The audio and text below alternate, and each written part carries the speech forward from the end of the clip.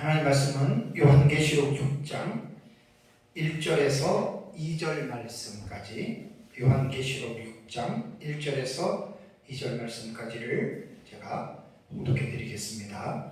이것은 하나님의 말씀입니다.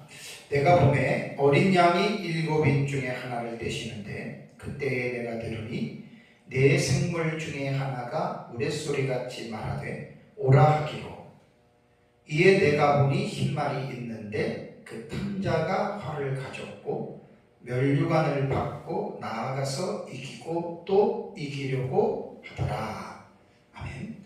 네, 오전에는 제가 한일회가 시작되는 시점에 나타나는 첫 번째 사건으로서 적그리스도가 많은 사람들과 더불어 한일회의 언약을 굳게 맺는 사건이 역사 세계에서 일어나면 그것이 바로 한일회가 시작이 되는 것이라고 말씀을 드렸습니다. 다니엘서 9장 24절에서 27절에 나오는 70일에 대한 계시의 내용은 종말론을 연구하는 사람들에게는 참으로 중요한 어떤 그런 본문의 내용입니다. 그 한일회의 시작은, 한일회를 다니엘서 9장 그 24절 27절에 70일에서 한일회를 이야기를 했고, 또 그 일회의 절반이라고 하는, 그래서 전반부와 후반부에 대한 부분을 성경에 분명하게 다니엘서에 그것을 적시해 놨어요.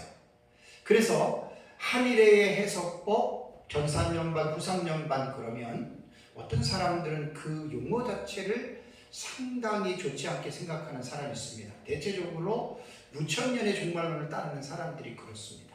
근데 그것은 세대주에서 만들어 놓은 어떤 그 용어도 아니고, 이미 요한계시록 9장에 70일에 명시되어져 있는 용어이기 때문에 모르는 사람들, 자기들이 그거를 모르고 사용을 안 해서 그렇지, 우리 역사적 전천년 종말론, 우리 미래주의의 어떤 그 신학적 입장을 가지고 있는 우리 역사적 전천년에게 있어서는 한일회 혹은 전산년반, 후삼년반 같은 경우는 정말 친근한 용어고, 우리는 그 용어를 사용하지 않을 수가 없다라고 하는 것을 기억을 해야 됩니다.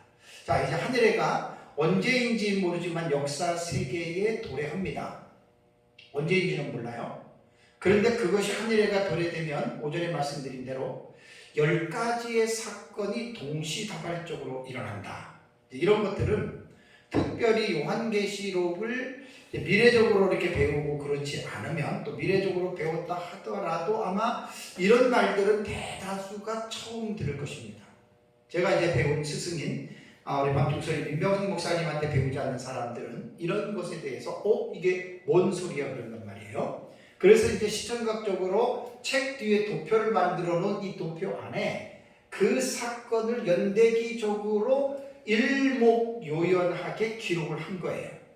그래서 이 도표를 보면서 공부를 하면 금방 배워요. 근데 이 도표 없이 배우려고 그러면 되게 어려워요. 그래서 한눈에 보는 요한계시록 도표라고 타이틀을 걸어놓은 거예요. 그래서 오전에 말씀드린 대로 한일회가 시작이 되면 10가지의 사건이 동시에 나타나는데 사람들이 이것을 생각을 하지 못하고 있잖아요. 그래서 이제 하나로 종합적으로 이렇게 정리를 하려고 한다면 전제 조건이 뭐냐면, 요한계시록에 대한 내용을 다 알아야 돼요. 요한계시록의 내용을 하나라도 모르면 저렇게 종합적으로 세울 수가 없어요.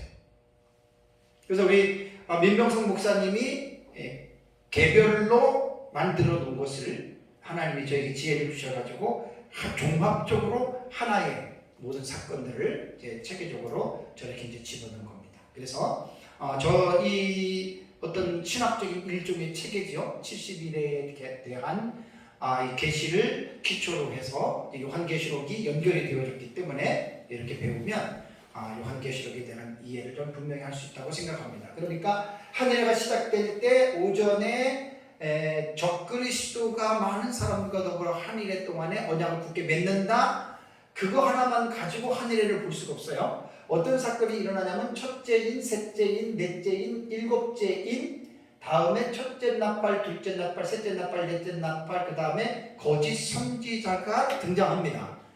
이것만 해도 한 10가지가 되잖아요. 그러니까 꼭 10가지 사건만 동시에 나타난다가 아니라 그 이상도 있을 수 있겠죠. 그러니까 이제 어쨌든 한 일에는 준비 땅 하고 시작을 한다. 근데 이렇게 나타난다. 이렇게도 말하기 힘든 게 이게 꼭 무슨 둘째화 유브라데 전쟁처럼 전쟁으로 나타나는 거는 우리가 금방 인지가 되는데 상징적인 해석으로서는 뭐 음녀라든가 뭐 그다음에 이제 영적 흑암이 도래한다던가 막 이런 부분들은 나타나는 어떤 팩트로 나타나는 건 아니거든요. 그러나 분위기 자체가 상징적으로 그렇게 나타난다는 겁니다. 그러니까 저런 것들을 종합해서 볼 때 한 일회가 시작이 될 때는 여러 가지의 사건들이 동시다발적으로 나타난다. 그래서 오전에 이제 다니엘서 9장 27절에 나타난 대로 그가 많은 사람들과 더불어 한 일회 동안에 언약을 굳게 맺고라고 하는 이제 이 부분에서 제가 이제 적그리스도가 하늘의 언약을 맺는다. 그때 되면 이제 하늘회가 시작되는 거예요. 또 하나는 순서는 아닙니다. 동시적으로 일어나는 거예요. 자, 또 하나는 뭐냐면 오늘 읽은 이제 그 6장 1절과 2절이 우리가 지금 그 이제 본론으로 말하는 6장이 시작이 되는 거죠. 그러니까 6장에 들어가서 이제 본론의 첫 번째 나오는 사건이 뭐냐? 이것이 바로 첫째인의 사건이에요. 근데 조금 전에 제가 여러분들에게 공독해 드렸지만 7인 중에 하나를 떼는데 내 생물 중 하나가 우레소리 같이 말하되 오라 에르쿠 오라 그 말이에요. 오라. 근데 봤더니 흰 말이 있는데 그 말에 탄 자가 있어요. 그러니까 기사가 있어요. 근데 활을 가졌어요. 면류관을 받았어요. 그리고 나가서 이기고 또 이기려고 하더라. 이것이 첫째인이에요. 그러니까 우리가 쭉 읽으면 우리가 알고 있는 문학적인 장르로 볼 때는 쉬운 장르는 아니에요. 그죠? 쉬운 장르는 아니에요. 이게 또 뭔 말이야. 뭐 내생물이 나오고 뭐 면류관을 갖고 이 되게 이제 우리가 이해하기가 쉬운 내용이 아닙니다. 그래서 요한계시록은 묵시문학적인 장르로 기록이 되어졌기 때문에 묵시문학적인 이해를 해야 됩니다. 왜 이렇게 표현할 수밖에 없었을까? 그리고 이렇게 표현하는 이 의미, 내용은 무엇일까? 그러니까 요한계시록은 연구한다는 게 사실 쉽지 않아요. 기본적인 지식이 없으면 요한계시록은 연구하기가 그렇게 쉽지 않습니다. 그래서 이제 이 첫째인을 가지고 해석은 천차만별이에요. 도대체 어떤 사람의 해석이 옳은지, 우리가 어떤 해석을 수용해야 되는지에 대한 결정을 내리기도 너무너무 힘들어요. 그래서 제가 이제 이 첫째인에 대해서 결론부터 먼저 말씀을 드릴게요. 결론부터 말씀을 드리면 이 흰말과 흰말의 탄 자가 면류관을 받고 활을 가지고 이기고 이기려 한다라고 하는 이 말은 인류 종말의 시대에 하나님께서 사용하시는 사역자들, 사명자들이죠. 바로 요한계시록 11장에서 말하는 두 증인의 사역으로 우리는 봅니다. 이게 결론적인 이제 사실입니다. 그러면 이제 본문에 대해서 주의를 제가 좀 하겠습니다. 자, 우선 6장 그 1절과 2절 제가 이제 읽어본 본문에 보면은 1절에서 내가 보면 어린 양이 7인 중에 하나를 떼는데 여기에서 7인은 5장에 보면은 보좌에 앉으신 이의 오른손에 7 두루마기가 있어요. 그죠? 그래서 이것을 누구도 뗄 수가 없었어요. 그래서 사도 요한이 울었어요. 그랬더니 이제 장로가 울지 마라. 유대지파의 사자 다윗의 뿌리가 이겼으니 그 두루마리의 그 7인을 뗄 것이다. 그 이긴 자가 누구냐면 예수 그리스도예요. 신천지에서는 이만희가 자기래요. 근데 신천지 사람들은 아멘해요. 그래서 이만희는 자기가 이긴 자이기 때문에 요한계시록을 다 이 선장에서 뗄 때 자기가 직접 봤대요. 그러면 이단이죠. 그런데도 신천지에 빠진 사람은 그거를 믿고 마치 이만희가 대단한 사람인 것처럼 추앙하는 게 그게 이단이라고. 그러니까 여기에서 유대지파의 사자 다윗의 뿌리가 이겼다라고 하는 말은 6장으로 들어오면 그분이 바로 예수 그리스도예요.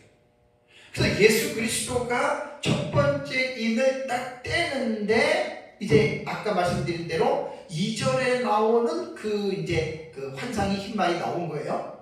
여기서 보면은 이제 4장에서 나오는 이제 네 생물 중에 하나라고 표현을 했는데, 여기 생물이라고 하는 이 단어는요, 조스라고 하는 단어인데, 이게 살아있는 피조물이라고 하는 말입니다.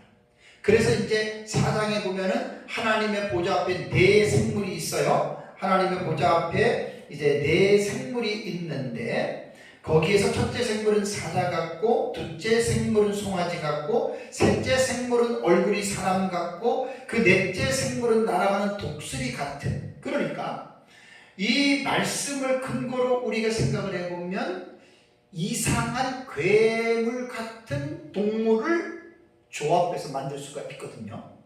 그래서 이제 인터넷 같은 데 들어가면 이제 사장에 나타난 네 생물에 대한 요걸 그대로 그림을 그렸어요. 그러니까 우리가 볼 때는 이건 뭐 동물도 아니고 사람도 아니고 정말 괴상하게 이제 그림을 그려놨거든요. 그렇다면 과연 하나님의 천상의 보좌 앞에 있는 네 생물이 과연 그렇게 생겼을까? 어떻게 생각하십니까? 그러니까 이제 이런 부분들이 성경을 해석하는 데 이제 중요한 거예요. 사실은 이 네 생물이라고 해서 이건 결코 기이한 존재들이 아니고요, 이상하게 생긴 어떤 그런 게 아니고, 이 네 생물은 영적인 존재거든요. 하나님 보좌 앞에서 하나님의 어떤 호위하고 있는, 또 하나님의 일을 추종드리고 있는 이 네 어떤 천사들인데, 여기에서 말하는 이제 사자라던가 송아지라던가 이런 것들은 그러한 어떤 영적인 어떤 그 능력을 표현하는 거예요. 그러니까 첫 번째 짐승을 사자라고 말했을 때에는 어떤 사자 그러면 동물의 왕이잖아요. 어떤 그런 위험이 있다는 거예요. 두 번째 짐승은 송아지 모양이다라고 하는 말은 송아지 그러면 절대적인 순종과 충성스러운 헌신. 그러니까 이 네 생물은 하나님 앞에서 절대적으로 순종하면서 헌신하는 영적인 존재들이란 말이에요. 대표들이란 말이에요. 이렇게 봐야 되고, 세 번째 짐승은 사람은 우리가 사람 할 때는 인간에게 영혼이 있고, 그래서 사람에게는 지혜와 어떤 인격적인 존재로서의 표현을 할 때 우리 사람이라고 이야기를 하잖아요. 그러니까 어떤 그 생물에게는 이제 그러한 어떤 그 이미지가 있다는 거죠. 그다음에 네 번째 짐승인 독수리 하면은 가장 높이 날아가면서 어떤 통찰력이 있잖아요. 멀리를 볼 수 있는. 아마 그러한 차원에서 우리가 이제 내 생물을 이해하면 좋습니다. 꼭 내 생물이 이러한 형상을 가지고 있다라고 보기에는 무리가 있다라고 이제 생각을 합니다. 그래서 이들은 하나님 보좌 가까이에서 하나님과 함께 활동하는 이제 이 네 생물들은 계시록 6장에서 첫째, 둘째, 셋째, 넷째 일에 나타나는 마지막 어떤 심판을 담당하는 이들의 역할이 놀라울 뿐이죠. 그래서 이제 한 일에 일어나는 사건들을 집행하는 어떤 중대한 위치에 있는 영적인 존재들입니다. 그래서 첫째 인을 떼니까 첫째 인의 내용은 흰말이 나오고, 그 흰말이 등장하고 그 말을 탄 기수가 이제 면류관을 받고 그다음에 활을 가지고 이기려고 하는 이제 이러한 부분이 나오는데, 하나하나 우리가 이제 이 본문을 가지고 생각을 해보겠습니다. 자, 흰말이 나왔다. 자, 흰말과 흰말 탄자가 있는데, 뭐 그야말로 흰말은 뭐다, 탄자는 뭐다, 뭐 해석이 너무 많아요. 너무 많아가지고 누구 거를 해야 될지 모르는데, 이제 데이비드 아우네라고 하는 WBC 주석을 제가 가지고 있는데, 거기에서 그 아우네는 제가 가지고 있는 주석에서 최고의 주석이에요. 그러니까 분량이 많아요. 한 2,400페이지 돼요. 3권이 되어 있는데 2,400페이지가 있는데, 그 데이비드 아우네의 그 주석을 들어가면 이런 사람들은 뭐 엄청난 어떤 대학자들이기 때문에 요한계시록 주회를 쓰기 위해서 11년 동안을 이제 후원해주는 어떤 단체에서 받으면서 그 어떤 세계적인 그 주석을 썼어요. 그래서 거기에 보면 이분은 흰말에 대한 이 해석을 두 가지 방향으로 말을 해요. 하나는 긍정적인 해석들과 부정적인 해석들로 구분할 수 있다. 그러면 부정적인 해석은 뭐냐? 부정적인 해석은 적그리스도로 해석하는 해석기법이에요. 적그리스도 혹은 어떤 군사적인 전쟁하는, 요거를 부정적인 견해라는 거거든요.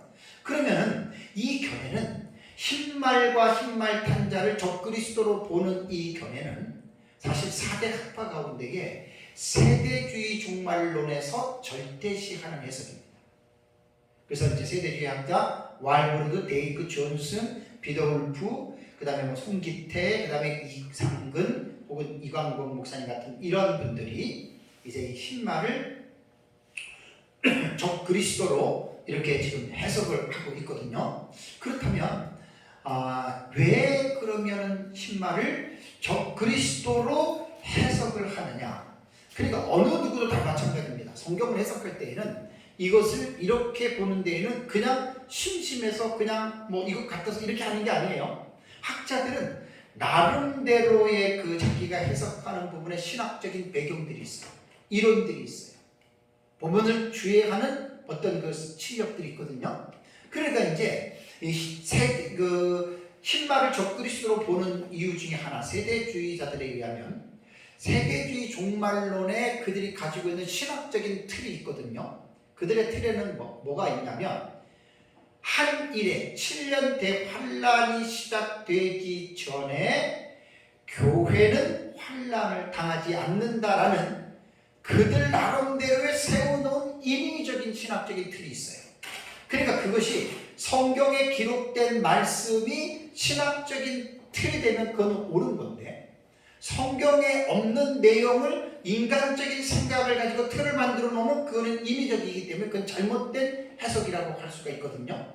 그러니까 세대주의는 한 일의 7년 대환란에 하나님의 자녀들이 어떻게 환란을 겪을 수 있겠는가? 그래서 이 땅에는 7년 환란이 벌어질 때 하나님은 자기의 택한 백성들을 환란을 당하지 않게 하기 위해서 택한 백성들을 공중으로 휴거시킨다. 자, 어떻게 보면 우리가 성경에 집중하지 않고 이들이 말하는 말을 들어보면 너무 좋아요, 그죠? 그렇죠. 하나님의 자녀들이 환란을 당하지 않고 하나님의 자녀들은 환란을 피해서 공중에서 7년 동안 혼인잔치에서 예수님과 함께 편안하게 있다. 그러면 얼마나 좋겠어요. 제가 그런 의미가 나쁘다는 게 아니에요. 그런데 문제가 뭐냐? 그들이 말하는 환란전 교회의 휴거가 무엇을 근거로 했냐는 거예요. 그 말이 성경 어디에 나오냐는 거예요. 성경에 나오지 않는 내용을 말하면 여러분 그건 잘못된 거잖아요. 그래서 이제 세대주의자들이 대표적으로 꼽는 내용이 계시록 4장 1절이잖아요. 천사가 하늘에서 사도 요한에게 이리로 올라오라라고 하는 그 말에 교회가 올라갔다. 그 말은 6장부터 이게 이제 계시록 본론이라 그랬잖아요. 6장부터는 이제 이 인 자체부터를 모두가 이제 재앙으로 보거든요. 그러니까 6장 1절은 이제 첫째 인부터 재앙이 쏟아지니까 그래서 이들은 이제 적그리스도로 본 거죠. 그러니까 적그리스도가 나타나서 세상을 황폐하게 하는데 그 전에 교회가 올라가야 되지 않느냐. 그 4장을 1절을 보니까 이리로 올라오라. 이게 교회가 이렇게 된 거예요. 그들의 신학적인 체계는. 그러니까 사실 공감할 수 없고 인정할 수 없는 해석이에요. 성경적인 뒷받침이 너무 약해요. 그래서 우리는 적그리스도로 보지 않는 거예요. 이게 이제 부정적인 해석이고, 물론 세대주의만 그렇게 보는 게 아니에요. 무천년주의자들도 이렇게 보는 사람이 있고 전천년주의자들도 이렇게 보는 사람이 있어요. 무천년주의자들도 의외로 많아요. 제가 늘 말씀드리지만 전천년이라고 다 똑같고 무천년이라고 다 똑같지 않아요. 달라요. 큰 틀에서는 방향이 같을지는 몰라도 세부 사항으로 들어가서 성경의 사건들을 해석할 때는 무천년도 전천년도 자기들끼리 달라요. 뭐라고 말할 수가 없을 정도예요. 그래서 이제 흰말을 부정적인 해석으로 적그리스도로 해석하는 사람들의 견해는 일곱 인, 일곱 나팔, 일곱 대접 모두가 다 재앙이라고 하는 이 의식을 갖고 있기 때문에 그래요. 두 번째는 아우네는 이렇게 말합니다. 부정적인 해석도 있지만 긍정적인 해석들로 말을 해요. 긍정적인 해석은 뭐냐면 흰말과 탄자가 그리스도다, 예수 그리스도다 이렇게 보는 거예요. 그리고 또 하나는 예수 그리스도나 혹은 복음 운동으로, 이건 이제 긍정적인 면입니다. 그렇다면 조금 전에도 말씀드렸지만 학자들이 흰말과 탄자를 적그리스도 혹은 그리스도라고 말을 했을 때는 그냥 말하는 게 아니거든요. 나름대로 다 성경적이고 신학적인 뒷받침을 가지고 자기가 보고 있는 사실을 변증합니다. 흰말을 그리스도로 보는 견해는 이제 요한계시록 19장 11절과 16절 기억나죠? 아마겟돈 전쟁 때 예수님께서 무슨 말을 타고 내려오세요? 흰말을 타고 내려오시죠. 그러니까 6장 1절의 이 흰말은 19장 11절에 예수 그리스도께서 흰말 타고 내려오는 것을 보니까 흰말 탄자는 바로 그리스도다, 이렇게 해석을 하는 거예요. 우리는 이게 맞느냐 틀리냐, 이건 우리가 말할 수 있는 자격이 아니에요. 세대주의, 아까 조금 전에 말한 그 흰말을 적그리스도로 보는 거는 4장 1절의 말은 너무나도 뒷받침이 안 돼요. 근데 그리스도는 19장 11절에 예수님께서 백마 타고 내려오시잖아요. 그러니까 이제 이거는 뭐 거의 초대교회 교부들, 이레네우스를 위시한 많은 학자들이 지금 무천년의 대가인 핸드릭슨이나 어떤 렌스키 같은 이런 학자들이 거의 무천년 같은 데서는 이 흰말을 그리스도로 봅니다. 일부에 적그리스도로 보는 사람이 있기는 하지만 어쨌든 흰말을 그리스도로 봅니다. 이제 이 같은 견해가 세대주의를 제외한 어떤 개혁주의 신학에서 일반적인 학설로 그리스도로 보는 견해가 많다라고 이제 책에는 기록을 하고 있습니다. 그 다음에 또 하나는 그리스도가 아니고 그리스도의 복음의 승리라고 이렇게 보는 거예요. 그러면 흰말을 그리스도라고 보는 이 사람들에 대해서 이제 몇 가지 문제점이 발견되기 때문에 이들은 그 흰말 탄 기사는 바로 예수 그리스도의 십자가의 복음을 전하는, 그러면서 복음이 상징적으로 승리하는 이러한 신약 시대의 지상 명령을 이제 어떤 활동하는 그런 사역자들로 보거든요. 요게 이제 그리스도라고 하는 해석과 비슷한 긍정적인 해석인데, 이제 역사적 청천의 조지 레드라든가 박윤선 박사님이라든가 한정건 교수님 같은 이런 분들이 이제 그리스도의 복음 운동으로 봐요. 근데 이제 제가 보는 견해는 그리스도의 복음 운동은 맞지만 우리는 어떤 주의라고 했어요? 그 사건을 갖다가 역사주의는 가능해요. 역사주의는 계시록이 기록될 때부터 예수님 재림 때까지니까 쫙 늘려서 보면은, 혹은 상징으로 해석하면은 신약시대 복음을 전파하는 복음 운동이다. 그러면 전체적으로 보지만 우리는 미래주의잖아요. 이거 미래적으로 해석을 해야 돼요.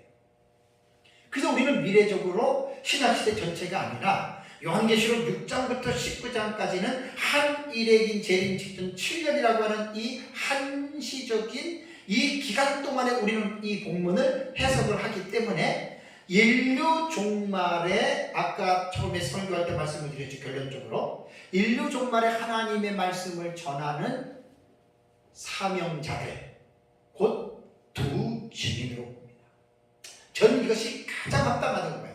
물론 조금 전에 말한 대로 그리스도의 복음 운동이나 두 증인은 같은 맥락이에요.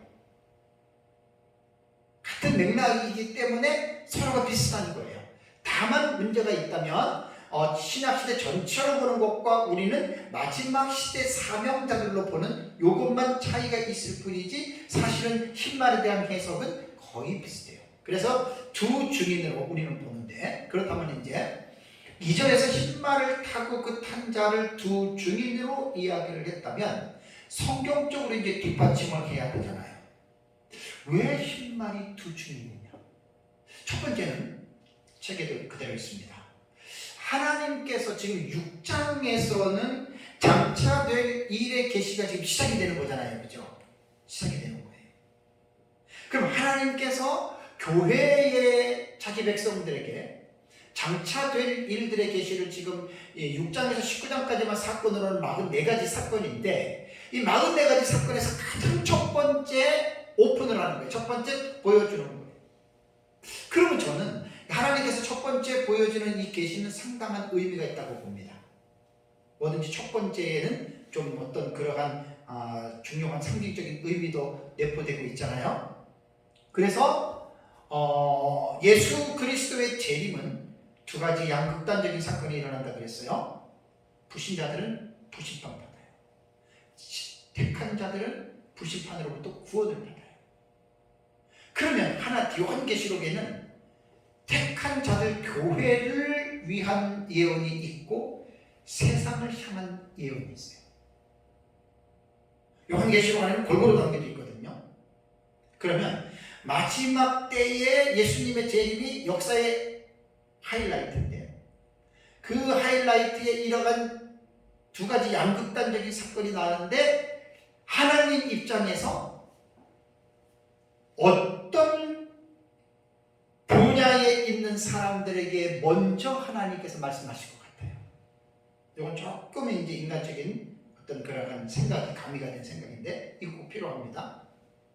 세상을 향한 것보다는 하나님의 자녀들인 예수 그리스도의 교회에 관심을 우리가 먼저 갖는다고 생각하는 거, 이거는 여러분 결코 틀린 게 아니에요. 그래서 이제 한 해가 시작이 되면 7년 안에 이제 예수님이 재림하시고 세상이 심판을 받는데, 이제 집안 단속해야 되잖아요. 곧 생명책에 기록된 하나님의 자녀들에 대한 자기 집사람을 단속해야 되지 않아요? 자, 이런 차원으로 볼 때에도 적그리스도라고 하는 부정적인 해석보다는 긍정적인 면으로 하나님께서 마지막 시대의 사명자인 두 증인으로 본다라고 하는 것은 저는 무리하지 않다고 생각을 하는 거예요. 그래서 이제 첫 번째 계시이기 때문에 이 첫 번째 계시에서 하나님께서 택한 자들을 하나님께서 이제 그들을 이제 케어하고 그들의 구원을 완성시키는 사역자들을 씁니다. 자, 아모스서 3장 7절을 보면은 이런 말이 있습니다. 주 여호와께서는 자기의 비밀을 그종 선지자들에게 보이지 아니하시고는 결코 행하심이 없으시리이다. 지난주에도 제가 말씀을 드렸잖아요. 역사를 통해서 두 증인들에 대한 두 증인들의 준비해서 말씀을 드렸잖아요. 두 증인의 첫 번째의 모델은 아담입니다. 아담부터 시작해서 계속 지금도 하나님의 사역자들이 곳곳에서 말씀을 가지고 하나님의 백성들을 목양하고 있어요. 이것이 이제 마지막 때까지 가는 거죠. 어느 시대든지 간에 하나님께서 이 땅에서 큰 사건을 일으키실 때에는 자기 종들에게 반드시 말씀하십니다. 노아 시대 홍수도 그렇고 소돔과 고모라도 그렇고 전부 다 하나님 말씀하세요. 애굽에서 출애굽할 때도 그렇고 모든 거 하나님이 다 자기 종들에게 말씀을 하십니다. 자, 이런 면으로 볼 때에 이 땅에 한 미래가 도래되면서 후삼년반에 우리는 대환란으로 보는데, 이 땅에 전대미문의 놀라운 재앙과 심판이 임할 때 하나님은 자기 자녀 교회에 먼저 하나님은 관심을 가지고 있을 것이다 라고 하는 것을 제가 말씀을 드리는 거예요. 충분히 이것은 어떤 어떤 위험하거나 그런 해석은 아니라고 봅니다. 그래서 이제 먼저 첫 번째 계시의 그런 의미를 가지고요. 두 번째는 흰말 탄 자의 모습을 봤을 때 이제 이 사람들은 두 증인으로서 충분한 자격이 있는 자들이다라고 이제 제가 말씀을 드릴 수 있습니다. 요한계시록에는요, 흰말에 대한 말씀이 세 군데 나와요. 그 19장 11절, 그 19장 11절이 뭐냐면 예수님께서 흰말을 타고 내려오세요, 그죠? 그 다음에 14절을 보면은 흰말을 타고 따르는 군대가 나와요. 두 군데죠. 그 다음에 계시록 6장의 2절에 흰말 탄 자가 나와요. 요한계시록에는 이 흰말이 세 군데가 나와요. 세 군데가 나오는데, 그러면 아까 그리스도로 해석하는 사람들을 보면은 요한계시록 19장 9장 11절에 예수님이 흰말 타고 내려온다고 해서 그러면 흰말 탄 자가 다 예수님이냐? 그렇지 않아요.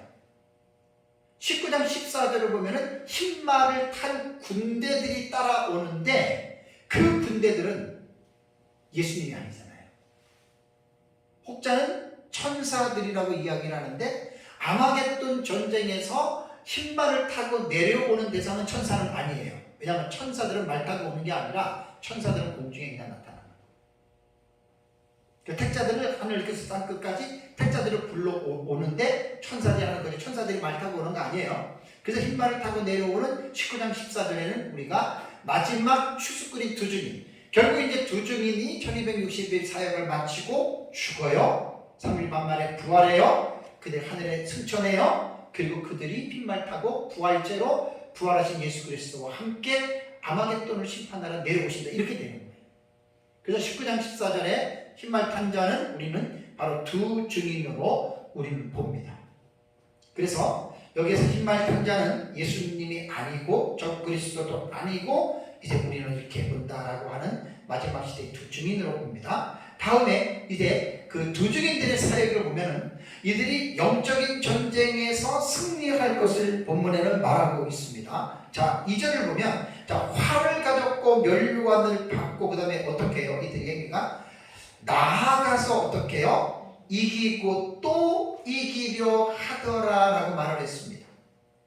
여기 이긴다라고 하는 말이 현재 능동태 분사거든요. 이것은 어떤 심판의 현재성을 말하는 거예요. 그러니까 이 흰말 탄 자들이 나타나서 그들은 이기기 위해서 나타나는 거예요. 여기 보면 이제 제 책에도 제가 써놨지만 제가 이제 원어를 공부를 하면서 니케세라고 하는 말은 이게 부정과거로 나오는 건데요. 이게 이제 신화 가정법이라고 그래요. 영어로 말하면 가정법의 to 부정사인데 이게 이제 목적격으로 쓰였기 때문에 뭐뭐 하기 위하여라고 하는 뜻으로 해석이 됩니다.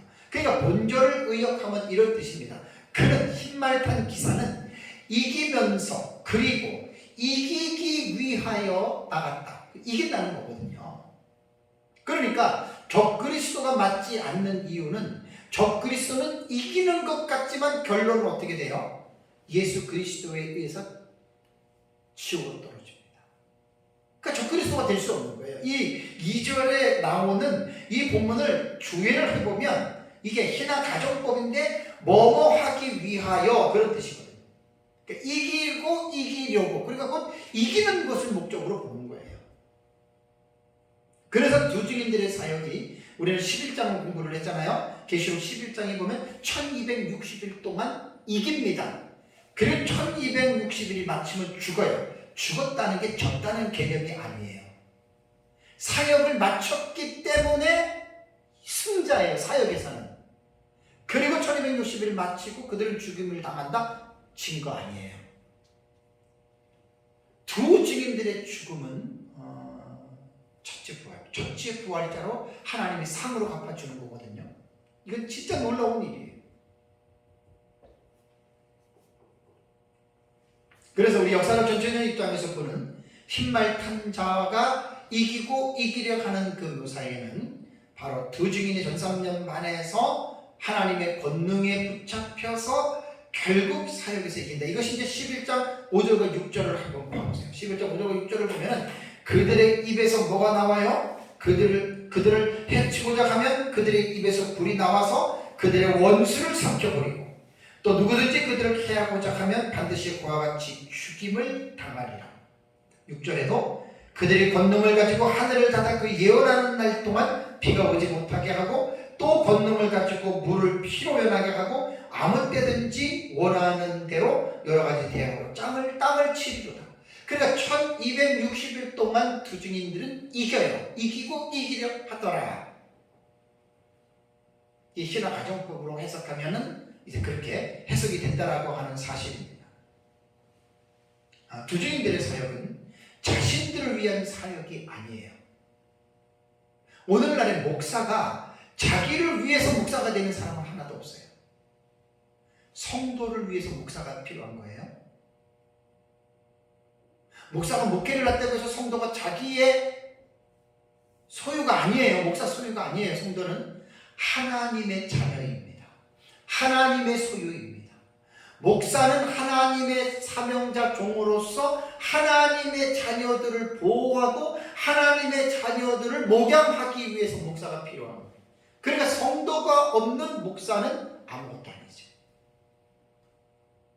그래서 마지막 때 사명자인 두 증인들은 하나님의 백성들의 그 사람들을 이제 그 한 일에, 특히 전산연반 기간 동안에 여러 가지 어떤 어려움 속에서 이제 그들을 이제 목양하면서 그들을 깨어있게 하고 그들이 하나님 안에서 정말 말씀 안에서 깨어서 정말 거룩한 삶을 살아가기 위해서 그들을 도와주는 역할, 그것이 이제 이기고 이기려 하더라라고 하는 말로 이제 이렇게 본문은 묘사하고 있습니다. 마지막으로 또 하나는 왜 2절에 나오는 이 흰말 탄 기사들이 이들이 왜 투중이느냐? 이들을 투중인으로 볼 수밖에 없는 명확한 것은 이들이 쓰고 있는 면류관을 보면은 알 수가 있어요. 제가 이제 책을 쓰면서 손기태 목사님이 돌아가셨는데 그분의 글을 보면 아주 흥미있는 그 자료가 있더라고요. 그 소비대 목사님의 글을 보면 계시록 저서를 우리나라 국내가 40권, 그 다음에 국외의 주석을 30권, 그러니까 70권이에요. 계시록 주석 70권을 수집해서 대조를 해보니까 흰말을 그리스도의 복음운동으로 보는 견해가 전체의 33% 가장 많아요.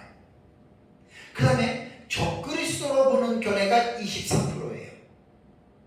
그러면 계시록 연구가들의 견해가 58% 이상, 60% 정도가 흰말과 탄자를 그리스도냐 적그리스도냐라고 하는 이 두 가지를 가지고 거의 60% 정도가 이제 보고 있다고 하는 그러한 말이잖아요.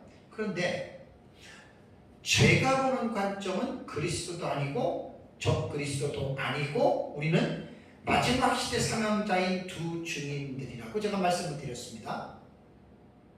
그러면 두 증인에 대한 이것을 어디서 우리가 확실하게 볼 수 있냐면 면류관을 통해서 제가 알 수 있다라고 여러분들에게 말씀을 드렸습니다. 자, 요한계시록을 보면은 두 가지 종류의 관이 있어요. 하나는 왕이 쓰는 왕관을 헬라어로는 디아데마타라고 부릅니다. 디아데마타. 또 다른 하나는 면류관을 스테파노스라고 해요. 스테파노스.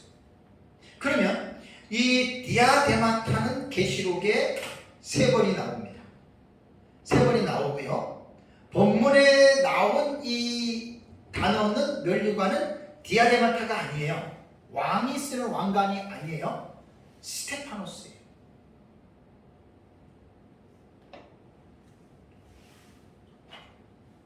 디아데마타. 이게 이제 디아데마타.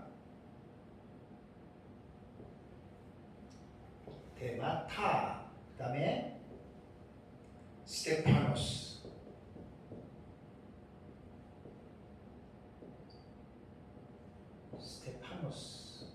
스테파노스 이렇게 되거든요. 그러니까 디아데마타는 왕들이 쓰는 왕관이라 그랬고, 요거는 충성스러운 하나님의 그 사역자들이 쓰는 관을 말해요. 디아데마타는 3번 나온다고 그랬어요. 3번. 스테파노스는 신약성경에 8번 나와요. 8번. 근데 8번 중에서 요한계시록 14장 14절에 인자 같은 이가 구름 위에 앉으셔서 쓰신 그 면류관, 이게 스테파노스로 유일하게 나옵니다. 그러니까 여기서 14장 14절에 이 인자 같은 이를 이제 그리스도로 해석을 하는데, 이 본문 외에 나머지 구절에서는 계시록 9장 7절도 제외가 되고요. 승리하는 성도들에게 주어지는 면류관으로 6군데가 스테파노스로 나옵니다. 그렇기 때문에 이 6장 2절에 이 백마탄 기사가 면류관을 가졌는데 이 면류관은 디아데마타가 아니고 스테파노스라 그랬어요. 그러니까 그 어떤 단어적인 사용하는 용도로 볼 때에도 이것은 그리스도나 적그리스도에게 합당한 이 면류관은 아니에요. 면류관은 아닙니다. 그래서 이제 제가 흰말과 그 탄 기사가 그리스도도 아니고 적그리스도도 아니고 스테파노스라고 하는 이 단어를 볼 때에도 이제 주님을 위하여 죽기까지 충성한 사역자들, 사명자들, 곧 그들이 마지막 때에 나타나는 두 증인이라고 보는 것이 가장 자연스러운 해석이라고 여러분 말할 수가 있습니다. 그래서 요한계시록에 8번의 스테파노스가 나오는 이 단어에서 6번, 2장 10절, 3장 11절, 4장 4절, 그 다음에 10절, 6장 2절, 9장 7절, 12장 1절 요 부분에서 이제 보면은 그 스테파노스가 이제 그 주를 위해서 충성하고 헌신한 그러한 성도들과 연결되어 있다는 말입니다. 물론 신약성경에서 디모데후서 4장 8절, 야고보서 1장 12절, 베드로전서 5장 4절 이 본문에도 보면은 이제 다 스테파노스 성도들에게 죽도록 충성하면 하나님에게 면류관을 준다 그랬잖아요, 그죠? 이게 다 스테파노스입니다. 그리고 계시록 6장에서 흰말을 탄 자가 쓴 이 면류관은 이제 그 승리한 성도들이 쓰는 상급의 면류관으로 나왔는데 여기에 보면은 6장 2절에서 면류관을 받고 그랬죠, 그죠? 그러니까 이들이 면류관을 받았다 그랬는데 받았다라고 하는 단어가 이것이 헬라어 단어 여러분들에게 말씀드린 대로 에도세예요, 에도세. 이것이 에도세라고 하는 이 단어 여러분 기억나시죠? 에도세? 이 에도세는 수동태인데 디도 위에 무슨 수동태라고 그랬어요? 신적이라고 했죠. 신적 수동태. 그러니까 헬라어 원문을 볼 때 동사가 에도세라고 된 이 동사가 나올 때 주어가 명확하지 않을 때 주어가 불명할 때에는 이 에도세는 100% 신적 수동태입니다.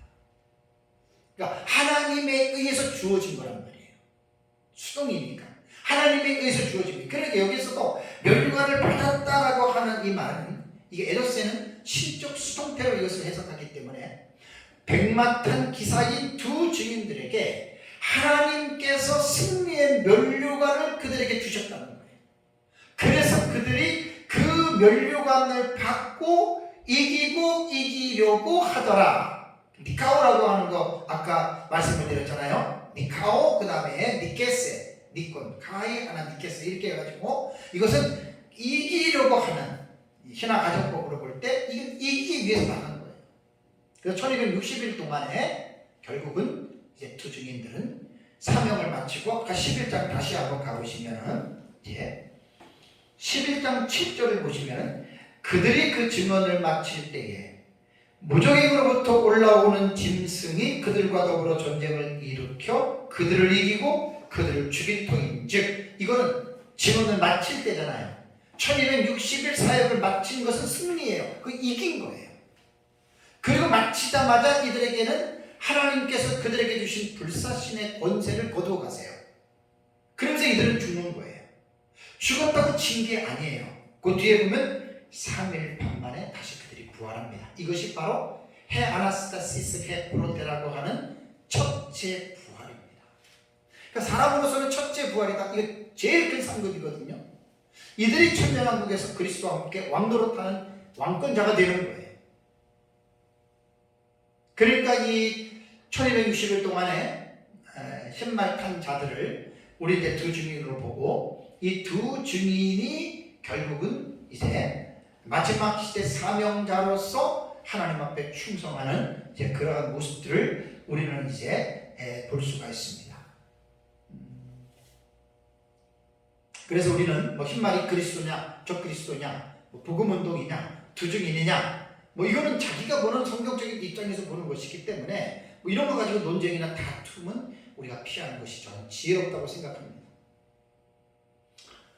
제가 요한계시록을 연구를 하면서 전에 여러분에게 많이 말씀드렸지만 두중인에 관한 이 내용이 제일 제 마음속에 확 와닿았어요.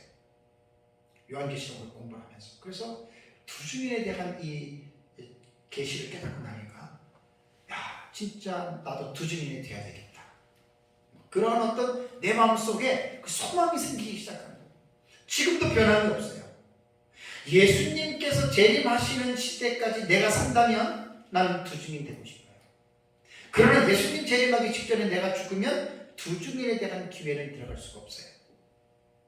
그만큼 요한계시록에서 말하는 이 두 증인에 관한 이 내용은 참으로 중요한 마지막 시대의 사명자들이라고 하는 것을 우리는 이제 알게 됩니다. 어느 시대든지 간에 하나님의 종들은, 목회자들은 생명책에 기록된 하나님의 백성들을 위해서 하나님께서는 자기의 종들을 세우십니다. 그래서 요한계시록을 연구를 하면서 요한계시록 안에 두 증인과 직접적이면서 간접적으로 연결되어져 있는 내용이 22장 가운데 몇 군데가 나오는 줄 아세요? 제가 이제 우리 은사이신 민병석 목사님 책에 보면 22장 중에 13장을 두 증인과 연관을 시켰거든요. 저는 조금 더 확장을 시켜서 17장까지 저는 두 증인의 계시로 확장을 시켰습니다. 그것이 이제 제 책에 나오는데 1장에서는 1장 1절을 보세요. 1장 1절을 보시면 사도 요한에게 주시는 이 작은 두루마리의 계시가 그 종들에게 보이시려고 그랬거든요. 종들 복수입니다. 사도 요한은 단수입니다. 근데 사도 요한에게 위탁해지는 이 작은 두루마리의 예언의 계시가 사도 요한에게 갔지만 결국은 이거는 누구에게 주려는 거예요? 그 종들에게. 그래서 시대적으로 볼 때 교회사 시대, 물론 구약 시대도 다 포함이 됩니다. 아담부터 시작해서 두 증인들의 반열을 제가 지난주에 말씀드린 대로 모든 사역자들에게 필요한데, 저는 특히 여기에서 그 종들에게라고 하는 이 종들은 마지막 시대의 두 증인들에게. 그래서 1장에는 두 증인에 관계된 내용이 여기 나오고요. 2장과 3장에는 에베소 교회 사자, 성원화 교회 사자, 버가모 교회 사자, 드아디라 교회 사자, 사대 교회 사자, 빌라델피아 교회의 사자, 라오디게 교회의 사자들 있잖아요. 그죠? 그리고 이 7교회는 그 당시에 교회만 의미하는 것이 아니라 마지막 시대의 전 세계의 산재에 있는 교회들이 있어요. 그래서 그 교회들 가운데에 하나님께서 사용하시는 두 증인들이 있거든요. 바로 그들을 말하는 것이다 이렇게 봅니다. 6장에 보면 제가 첫째인 흰말 탄자를 제가 두 증인이라고 얘기를 했고, 다음에 7장을 보면 14만 4천이 이마에 인침을 받잖아요. 14만 4천 두 증인들입니다. 구원받은 성도들 아닙니다. 구원받은 성도들이 될 수가 없습니다.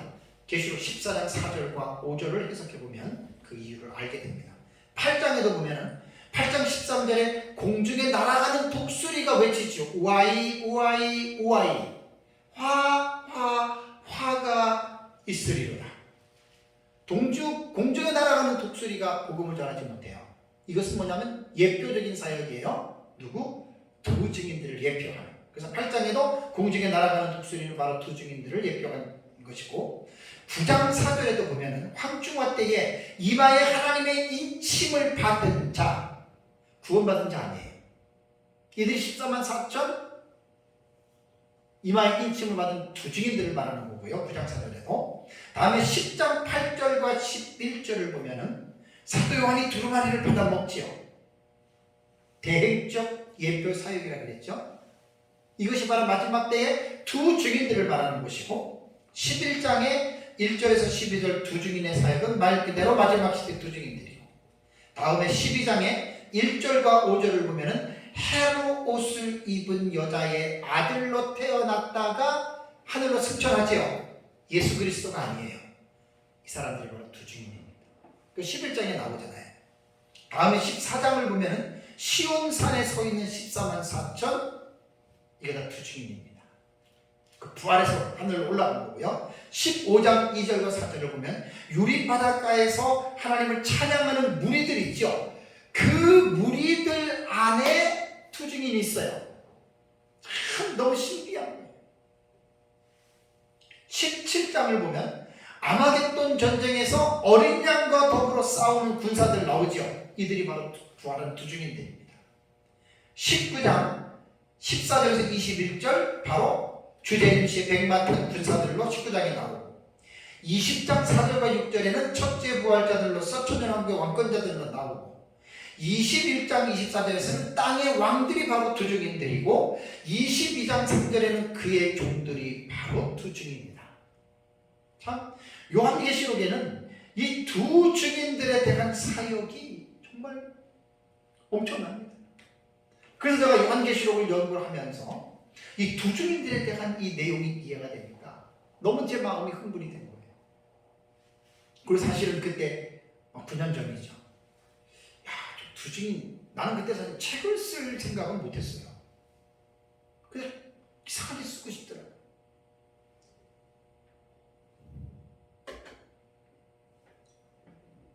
너무나 두 증인에 대한 어떻게 보면 로망이지요. 이런 사역자가 되었으면 좋겠다.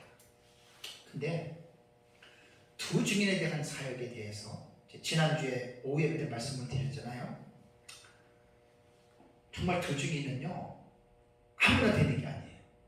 내가 되고 싶어서 되는 게 아니고 하나님의 절대적인 능력에 의해서 하나님이 선택을 하시는데, 하나님은 무작정 선택하는 것이 아니고 계시록 14장 4절과 5절에 세 가지 유형의 5가지 자격 나오죠. 신학적 자질, 그 다음에 신앙적 자질 2가지, 그 다음에 인격적인 자질 2가지. 그것이 계시록 14장 4절과 5절에 나오는 내용이에요. 그것이 14만 4천의 자격이에요.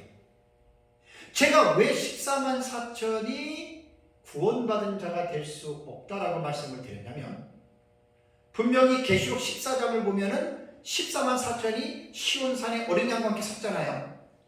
근데 14장 4절과 5절을 보면은 그 14만 4천 명이 어떤 사람들이었냐면 그 5가지의 자격에 준한 삶을 살았던 자들이었어요. 그 천국에 가 있는 사람들이거든요. 그게 3년 만에 그들이 올라간 거예요. 전사님을 마치고. 그러니까 그 14장 4절과 5절을 잘 주의하면 결코 14만 4천은 구원받은 자들의 총수가 절대로 될 수 없습니다.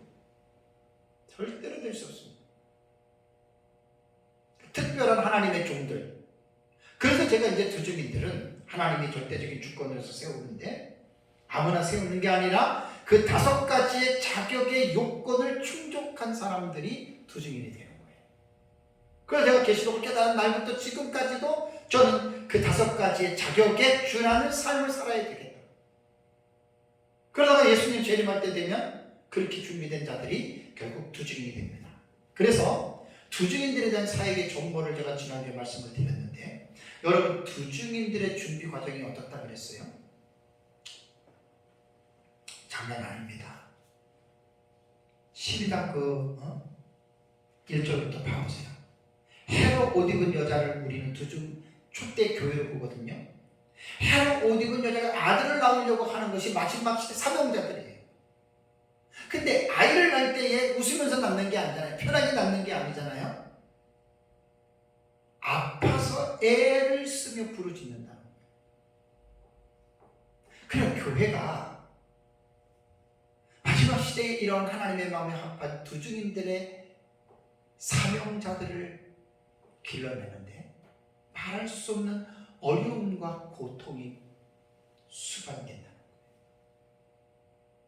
교회도 힘들고 거기서 준비되는 사역자도 힘들고, 우리 같이 작은 교회들은 피부적으로 느끼면서 지금 가고 있잖아요. 힘든 큰 교회나 그런 교회들은 사역자들 매출되는데 쉽잖아요. 재정이 많으니까 그냥 학비도 해주고 못 해주고 뭐 공부하는 신학생들도 별로 어려움 없이 이렇게 하잖아요. 근데 사실은 마지막 시대의 사명자들, 두중인들 같은 경우는 준비하는 과정이 사실은 어렵습니다. 힘듭니다. 많은 고난이 필요합니다. 그리고 이제 두중인들이 계시록 7장을 가면은 인침을 받잖아요. 그것은 하나님의 절대적인 주권입니다. 하나님 내가 두중인 되겠습니다. 하나님 나를 두중인으로서 주시옵소서라고 한다고 하나님이 쓰는 게 아니에요. 그러한 자격을 갖추고 있는 사람들에게 하나님이 다 아시기 때문에 하나님이 그 사람을 14만 4천으로 하나님이 인을 치는 거예요.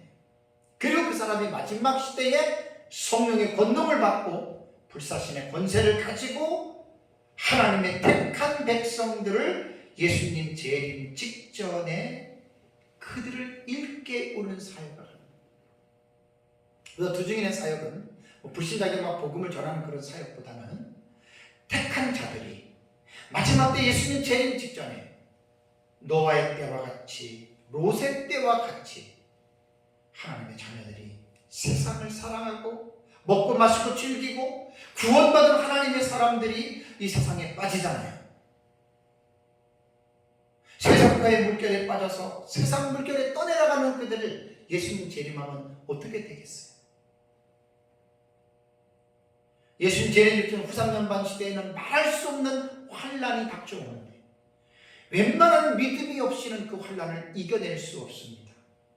그래서 하나님이 예수님 재림 직전 한 일회가 시작되기 전부터 하나님의 마지막 시대 종들이 두중인을 준비시키고 그렇게 말씀으로 고난 가운데 잘 준비된 자들에게 한 일회가 시작될 때 그들의 이마에 인을 치고 그들을 통해서 하나님의 생명책에 기록된 하나님의 교회의 백성들을 다시 예언한다.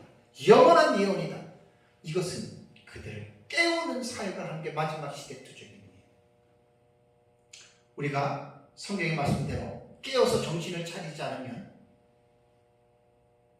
우리가 세상의 물결에 다 해금 빠져버립니다.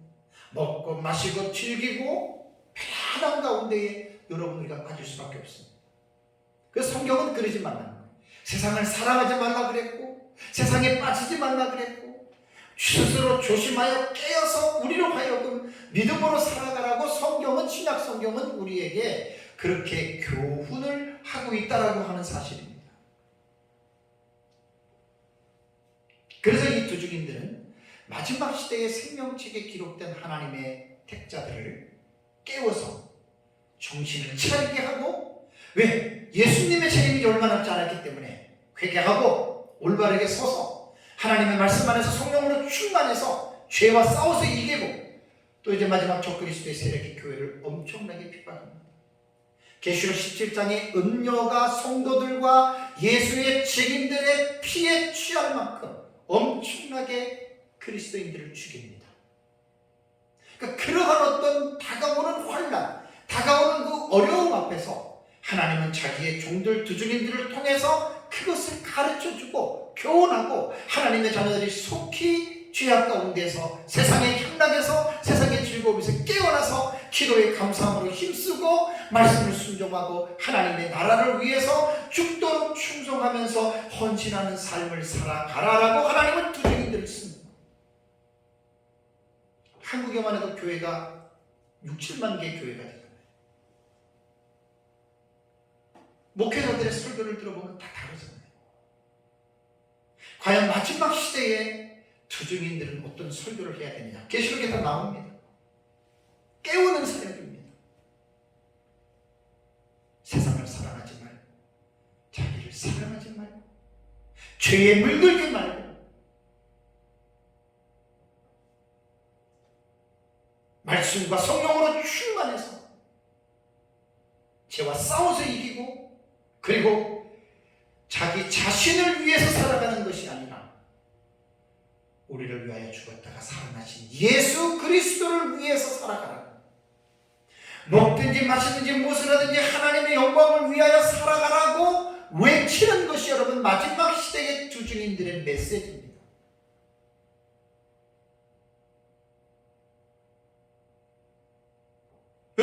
교회 안에서도 목회자들의 설교를 들어보면 기복신앙, 기복주의 설교, 복받아라, 복받아라. 그 다음에 신비주의 설교, 맨날 봤다 들었다, 뭐 환상을 봤느니, 뭐 음성을 들었느니, 그 신비주의 신앙. 두증인들은 그런 설교 안 합니다.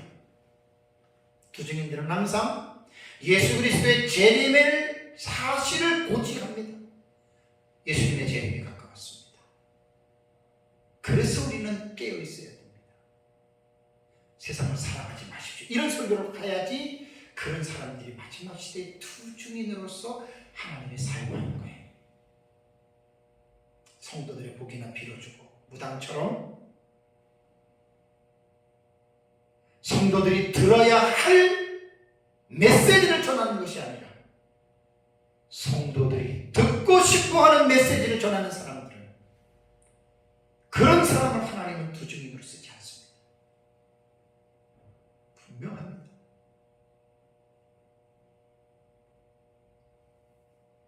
결국 두증인은 1260일 사역을 마치고 계시록 11장 아까 읽은 7절에 죽임을 당해요.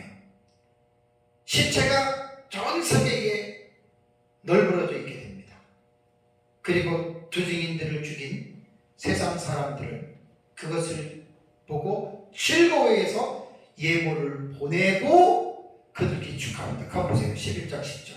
이 두 선지자가 땅에 사는 자들을 괴롭게 한 거로 땅에 사는 자들이 그들의 죽음을 즐거워하고 기뻐하여 서로 예물을 보내리라 하더라. 그 다음에 11절을 보시면 3일 반 후에 하나님께로부터 생기가 그들 속에 들어가며 그들이 발로 일어서니 구경하는 자들이 크게 두려워. 이들이 부활합니다. 그러니까 그럼 두증인은 100% 죽습니다. 그래서 마지막 시대의 사명자, 사역자가, 목사가 되려고 하는 사람들은 순교 각오하고 신학교 가야 됩니다. 100%입니다. 이거는 1260일 사역을 마치고 두증인들 100% 다 죽습니다. 순교 당합니다. 그거 알고 목사해야 됩니다. 마지막 때는 두증인 다 순교 당합니다. 계시록 11장이 그 두증인장이잖아요.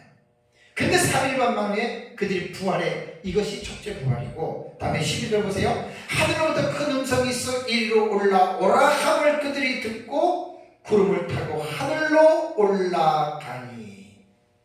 이게 두증인들이 첫째 부활자가 되어서 그들이 하늘로 승천해서 14장 1절을 가니까 14만 4천이 시온산에 어린 양과 함께 서 있더라라는 내용이 14장에 나옵니다.